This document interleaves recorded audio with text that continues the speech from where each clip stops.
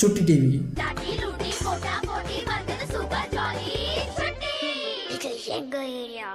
காலையில் எழுந்து சாப்பிட்டு பண்டல் டோரவும் பார்த்துட்டு ஸ்கூலுக்கு போயிட்டு மத்தியானம் லஞ்சு முடிக்கிறதுக்கு வீட்டுக்கு வந்தால் சுட்டி கரடிகளும் ஜீபும்பாவும் பார்த்துட்டு அப்படியே முடிச்சுட்டு ஈவினிங் வந்தால் டிஜிமான் கார்ட்டூனில் அது கூட சாமுராய் எக்ஸும் பார்த்துட்டு அப்படியே அன்னைக்கான நாள் அப்படியே போக்க. அது மட்டுமா Jackie Chan adventure, Avatar the last airbender, குளோரியாவின் வீடு, டூன் கலாட்டா, அதுலேயும் பார்த்தீங்கன்னா ஒரு வயசான ஒரு கேரக்டர் வரும், சூப்பராக இருக்கும். அதெல்லாம் கிரேக்க கதைகள், உலக சிறு கதைகள், சூப்பர் பாய், மாஸ்டர் ரெயின்ட்ராப், ஆஸ்ட்ரோ பாய், மேக்ஸ் ஸ்டீல், அது மட்டுமா பும்பா, டேனி அண்ட் டேடி.